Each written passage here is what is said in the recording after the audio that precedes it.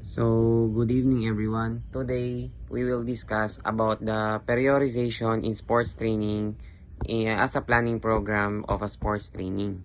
So, what is periodization as planning and programming sports training? So, periodization in sports training is a systematic clinical method of planning and programming an athlete's physical training over time, typically an entire season of the year. So, meaning to say, this is the goal to optimize the performance for major competitions while minimizing the risk over the overtraining and injury para ma-achieve natin and ma-divide natin yung mga training plan into varying cycles. So we have the microcycle, mesocycle, and microcycle where the training's variables. So ito yung mga variables.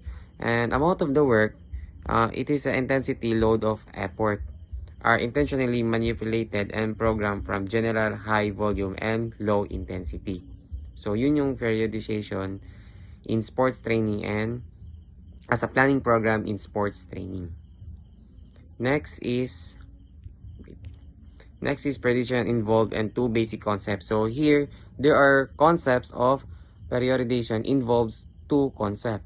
So number one is to improve in sports performance is a base especially to high-level athletes to increase the athletes of motor potential. So that is number one. Number two is the morphofunctional adaptation.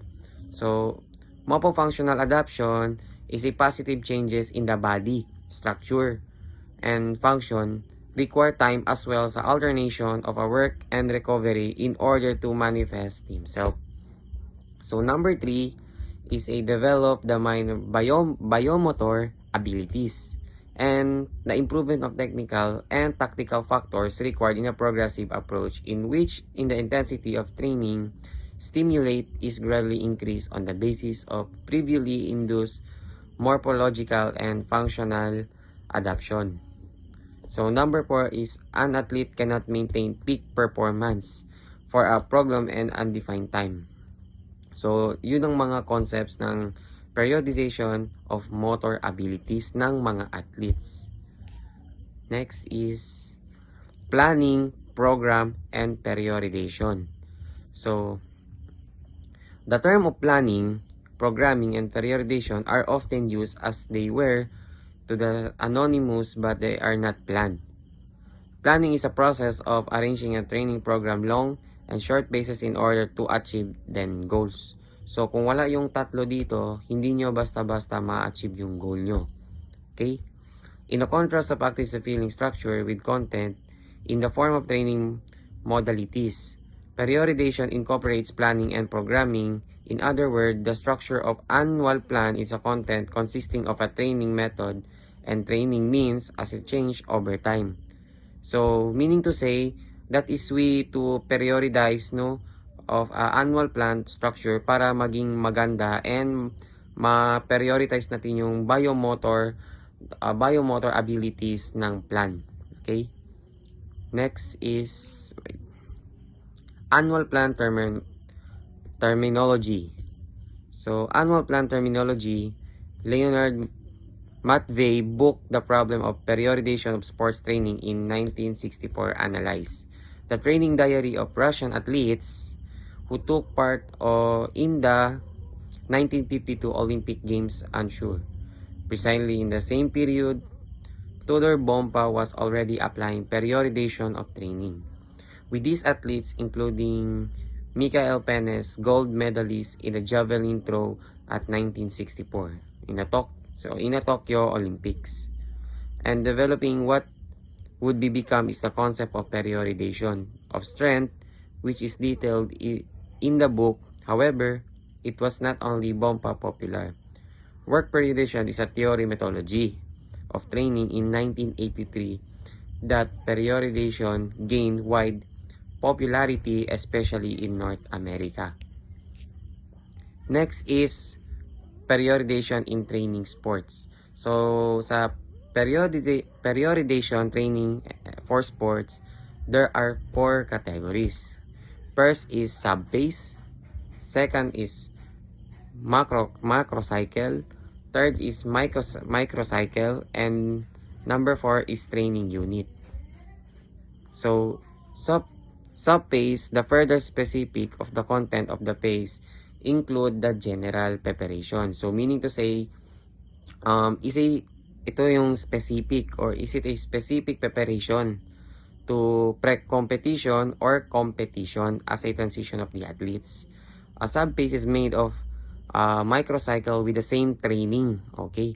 With a direction whose length can vary from 1 week for transition phase to 24 weeks. So, dito magsisimula yung training mo, yung process ng training mo until the competition day. So, next is microcycle. Microcycle for the Soviet. Microcycle is a group of microcycle with the same training direction. So, according to the microcycle and sub-base, whose length can vary for the competition unloading motorcycle, and also called a taper microcycle. To 6 weeks for introductory macrocycle in general preparation but are generally 3 or 4 weeks long.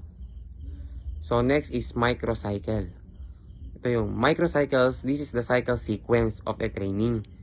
With the units to follow, microcycle goals, its length vary from 5 to 14 days but is usually 7 days long or mas mahigit pa, mas matagal pa. Okay? Next is training unit. So yung training unit is a single training session and pause with the session of shorter 45 minutes. So training unit is isa lang siyang training session na kung saan pwede lang din tayo mag-pause mga at least 45 minutes. And after 45 minutes, then pwede na tayo mag-proceed ulit sa training. So yun. So lastly is the periodization and biomotor abilities. So sa periodization of biomotor abilities, there are 4 elements of differentiating each theory and methodology as a planning program din. Not also the training program but also in the training reference in the periodization of strength and endurance. So number 1 is integration of biomotor abilities.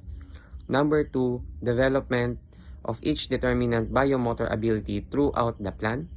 Number 3, degree of specificity of a training means throughout the plan. And number 4, lastly, the most important thing is the load progression.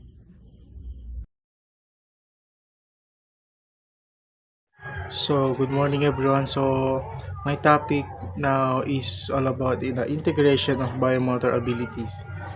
So, when programming the integration of biomotor abilities, it involves the considering the dynamic by which the training of each biomotor abilities affects the others as well as the morphological and functional of adaptation in response to the summatation of stimuli. So, when we say biomotor abilities, the function of the body uses when it's doing such type of function activity or physical activity.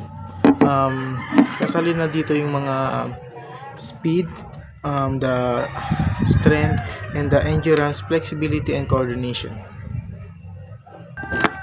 So, in the section of the annual plan dedicated to the periodization of biomotor abilities, you can understand the way that biomotor abilities are integrated in viewing the content of 3 lines for strength, speed, and endurance. For each macrocycle column, see the figure of 6.4. So, in the next slides is the figure 6.4. Here's a figure 6.4, periodization of the biomotor abilities. So, here's a strength, the anatomical adaptation, the maximum strength. Dito sa speed naman, sa general speed, endurance, and the general endurance. So, the annual plan deficit the integration of the biomotor abilities, in this case, anatomical adaptation, the general speed, and the general endurance during the general preparation phase.